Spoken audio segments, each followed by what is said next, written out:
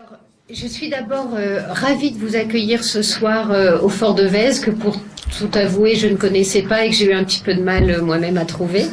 Mais l'endroit est très beau et la salle est superbe. Donc je suis vraiment ravie d'avoir quitté ma région parisienne habituelle pour être venue vous voir.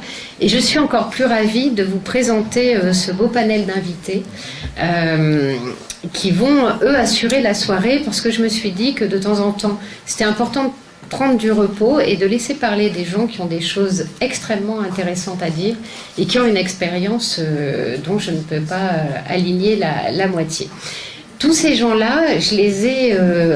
alors, certains, je les ai rencontrés de visu pour la première fois, mais ce sont des personnes avec qui j'ai soit dialogué, soit qui m'ont inspiré. Donc, la première personne, alors c'est pas forcément dans l'ordre dans lequel ils vont s'exprimer, mais la galanterie veut qu'on commence toujours à parler des dames d'abord, et je vois pas pourquoi je m'extrairais de cette galanterie naturelle. Et donc, la première personne dont je vais vous parler, je pense que vous la connaissez tous un petit peu, c'est Jemila Benhabib. Pourquoi ? Parce qu'un jour, quand j'ai commencé à écrire juste après le salon de la femme musulmane, qui est un salon islamiste qui m'a fait un petit peu connaître, la personne qui m'avait énormément inspirée, que j'avais beaucoup lu, c'était Jemila. Parce que j'avais lu ses premiers livres, et notamment son livre À contre-courant. Et que Jemila m'avait ouvert les yeux et m'avait fait comprendre énormément de choses. Et quand Jemila m'a écrit en me disant bravo pour ce que vous avez fait, j'étais pétrifiée d'admiration, au point que je lui ai renvoyé tout de suite, écoutez madame, si vous n'aviez pas été là, je pense que j'aurais jamais eu des choses très intéressantes à dire sur ces questions-là. Donc c'est quelqu'un à qui je dois beaucoup. Et Jemila va clôturer notre soirée en nous parlant, finalement, nous offrant un éclairage qui dépasse un petit peu les frontières de la France, puisqu'elle va nous parler du Canada, d'une loi qui vient de passer sur la neutralité religieuse, et de ce qu'elle a vécu, notamment sur l'entrisme islamiste, et sur la façon dont, par le biais du djihad judiciaire, les islamistes essaient de faire taire les lanceurs d'alerte et les voix qui peuvent s'opposer à leur idéologie. Donc Jemila va terminer notre soirée, on va comme ça partir en marche arrière. Avant Jemila, ce sera David qui prendra ce sera Nahem qui prendra la parole. Nahem, lui, va vous parler des femmes comme cheval de Troie des islamistes, et de la façon dont les femmes sont utilisées à la fois comme porte-drapeau, et pourquoi cet intérêt porté sur les femmes, quel est ce rôle, pourquoi cette obsession de la femme chez les islamistes. Nahem a été fondateur de Ni pute ni soumise Isère. C'est un militant laïque et c'est quelqu'un qui écrit énormément, qui a eu quelques publications, mais je vous recommande vraiment d'aller voir son blog parce qu'il fait des travaux extrêmement fouillés, extrêmement argumentés, toujours très sourcés, et dont vous pouvez vous inspirer, y compris dans vos argumentaires et dans vos discussions. Et celui qui va commencer, c'est David Valade. Alors David, lui, je l'ai rencontré entre guillemets, parce qu'on n'a pas eu l'occasion de se voir, mais à une manifestation qui s'appelait Le Sursaut, et dans lequel c'était une des premières fois que je prenais la parole en public, donc j'étais très angoissée, on m'avait stocké dans un coin, et il y avait une télé, et j'avoue que j'écoutais pas vraiment ce qui se passait, et tout d'un coup j'entends quelqu'un qui dit des choses avec une force, une énergie et une clarté que je n'avais jamais entendue, et je lève les yeux et je vois David qui, alors il m'a dit qu'il avait parlé 20 minutes, je me suis jamais rendu compte que c'était aussi long. J'ai été fascinée pendant tout le temps où il racontait son expérience. Et David a écrit le livre Terreur de jeunesse. En 95, il a connu, lui, les méfaits de la radicalisation et est parti en Bosnie. Quand il est revenu, il a fait de la prison, les choses n'ont pas été faciles, et il s'est tué jusqu'à Charlie. Et quand Charlie est arrivé, il s'est dit, je ne peux pas continuer à me taire, je ne peux pas ne pas raconter ce que j'ai vécu, comment est-ce que j'ai été entraînée là-dedans, et je dois agir pour éviter à ce que d'autres jeunes, à ce que d'autres personnes connaissent les mêmes risques.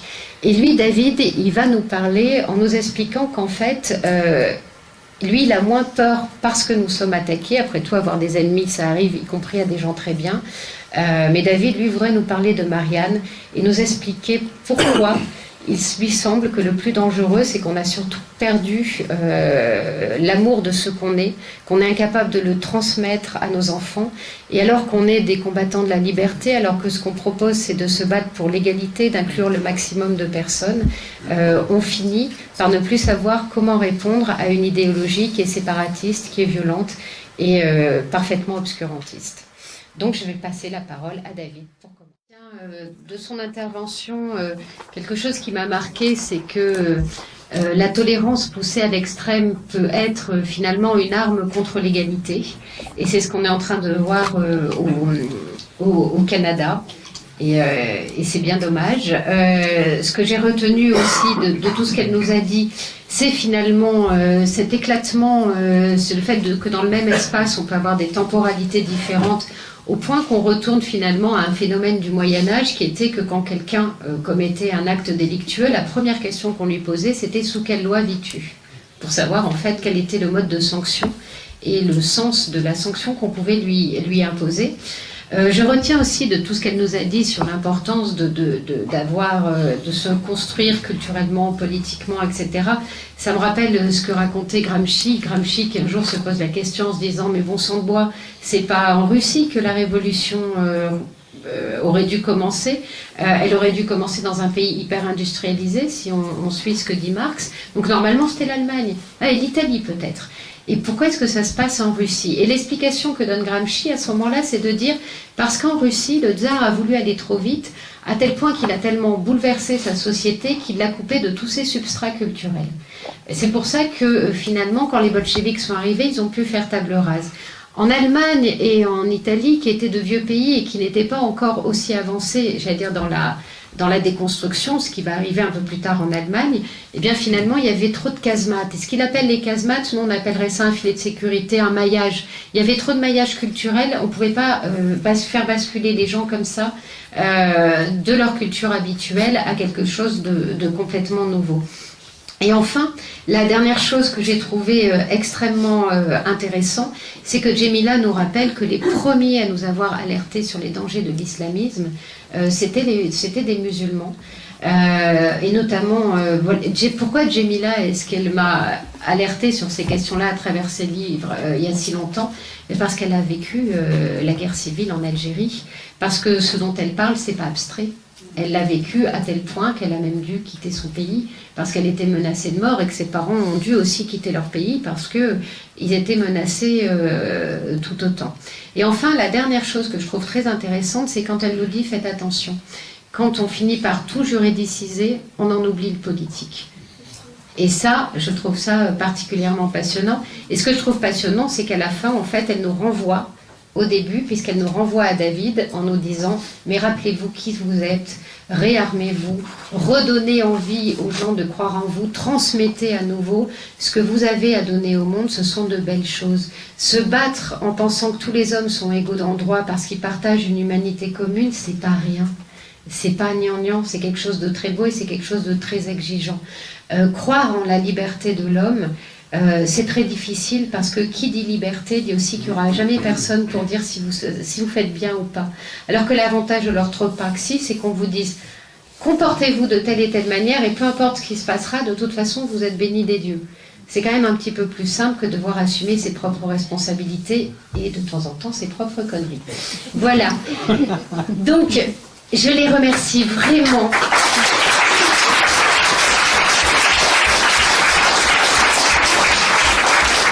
J'ai adoré n'avoir rien à faire et maintenant c'est à vous de travailler aussi.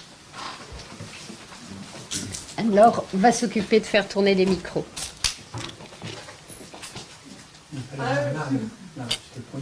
Ah, et une dernière chose, juste avant, parce que sinon Jérôme va m'étrangler, et il aura raison. D'abord, je voulais quand même remercier parce que VLR 69 est la première antenne de Vivre la République qui a été créée. Ils ont fait un boulot fabuleux, c'est pas la première conférence qu'ils organisent, ils l'ont fait à peu. Alors, j'ai pas vu si Caroline Rubin était là, mais on a Anne-Laure qui a beaucoup travaillé, on a François qui a énormément travaillé, on a Caroline Rubin. Et qui travaille toujours. Et qui travaille toujours, et Anne-Laure aussi.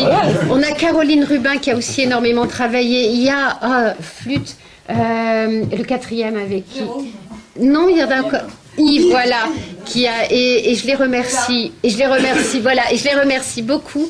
Et enfin, vous dire, à temps perdu, si vous avez 5 minutes, n'hésitez pas à adhérer ou à vous inscrire à VLR. On vous envoie des tas de choses passionnantes. Bon, il y a des moments où on a un peu du mal à mettre en ligne. On est un peu une bande qui faisons de façon bénévole, donc c'est pas toujours hyper rapide, mais on finit toujours par faire. Et en tout cas, votre soutien donne sens à tout ce qu'on fait. Voilà, je me tais. Si je comprends bien, Lyon, capitale de la résistance, à nouveau. Eh oui.